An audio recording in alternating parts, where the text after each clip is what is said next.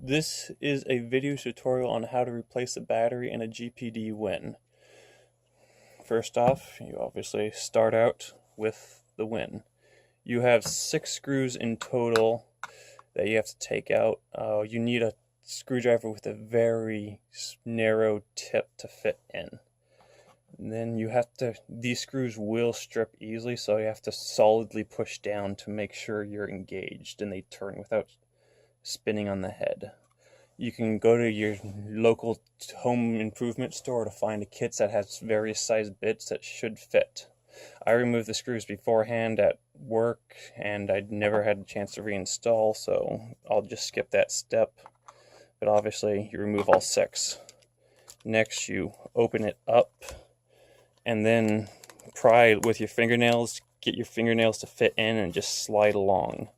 It'll pop all the tabs along the edge and then it'll spring out.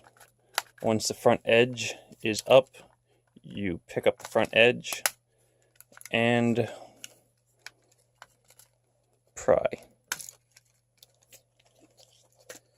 Now, this stage you have the battery cable and the ribbon cable in there for the fan that you have to be careful not to damage. This one's already been destroyed, but first, obviously this is a broken one. There's this little tab here you pull up, then you would pull the ribbon cable out of the fitting right here, and that will get the fan ribbon cable out of the way. And then you have the old battery cable, which is here.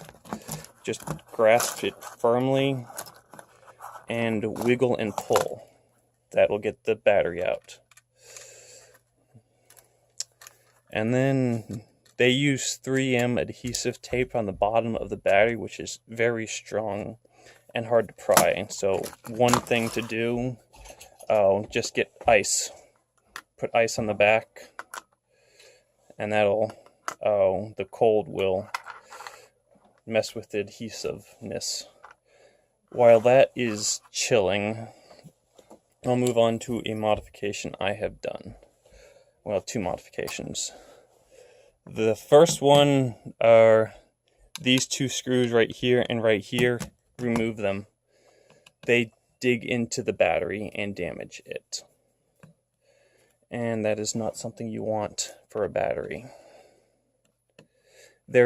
I've been running my personal Win for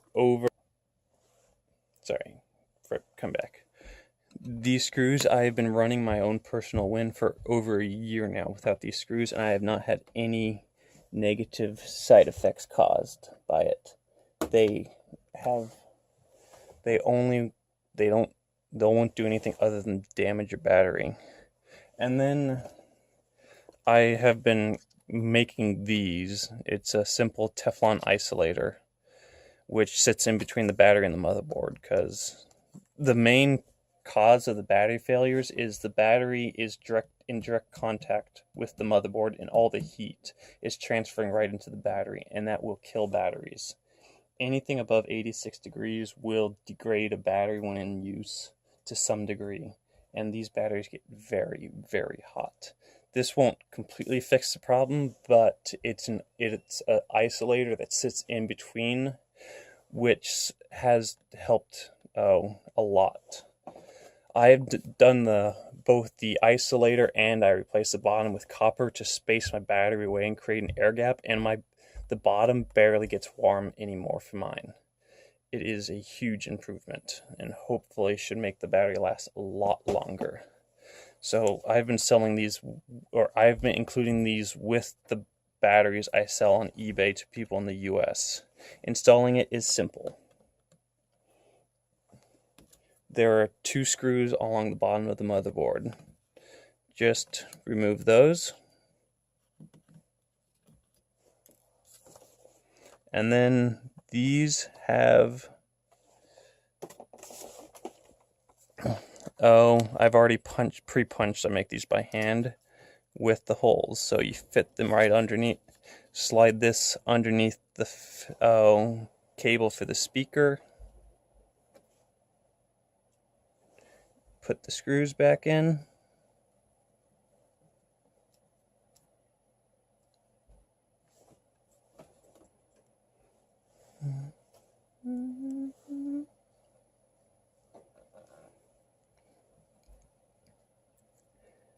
And voila, it is now installed.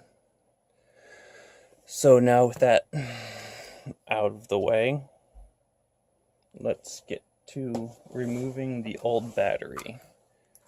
We'll remove this ice. Nice and cold. And then these are a pain. Last time I did this, I just all along the top edge and pulled, which is not cooperating this time.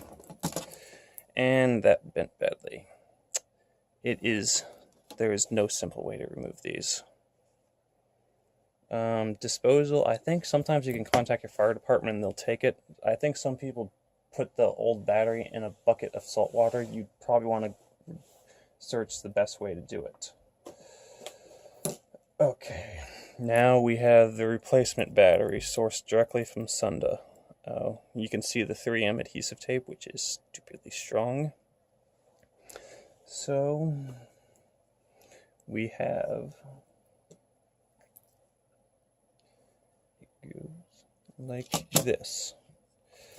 And you can see in the very case, there's little that, it shows you where to put the battery. And they've also, this area is thinner than the plastic up here. It's quite flexible there. So now, the new battery.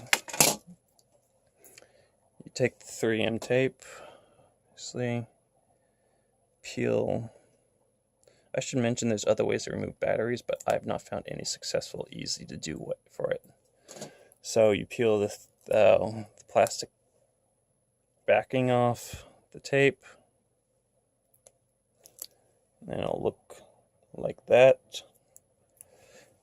Center it in the box. Make sure it's in the right place.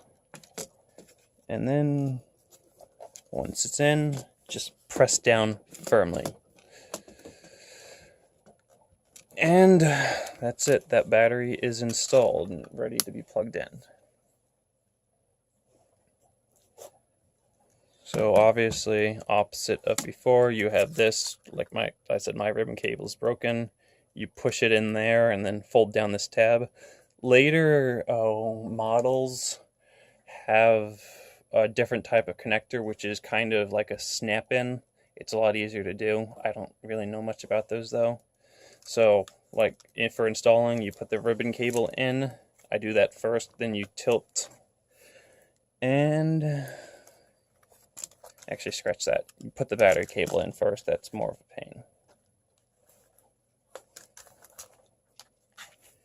It's always awkward.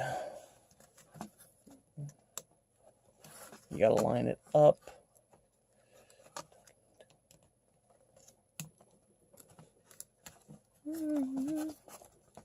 Which, in case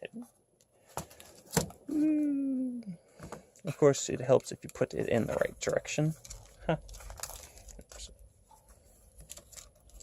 Yeah.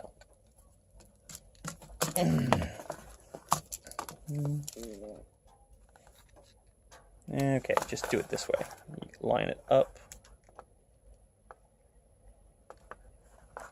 Once it starts, make sure to press it in with your fingernail all the way, make sure it's inserted fully, and then do the ribbon cable, push it in, snap it down. And then these wires are new. You need to make sure they do not get caught in any edge. You're going to have to kind of form them by hand out of the way to the outside. And then put the case back together. I always start with the rear edge, snap that in, turn it around, do the top corners, work your way around the edges, and you can see it's booting up already, which, whatever. These tabs are strong. They are good at holding it in place.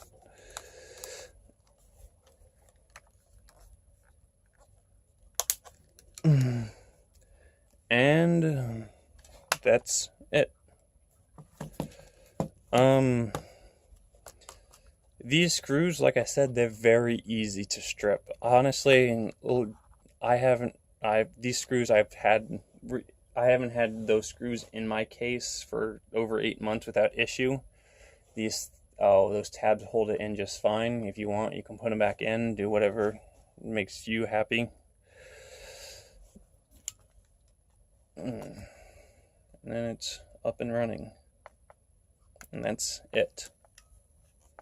So that's how you change the battery. Just hopefully without... I hate that tape. I should mention one other thing. If you search on AliExpress, you'll find 844, 8104 batteries on sale there for like $15 and free shipping. They're a lot cheaper than obviously what I sell them for, but I'd highly recommend against getting those. I actually have 30 of those batteries.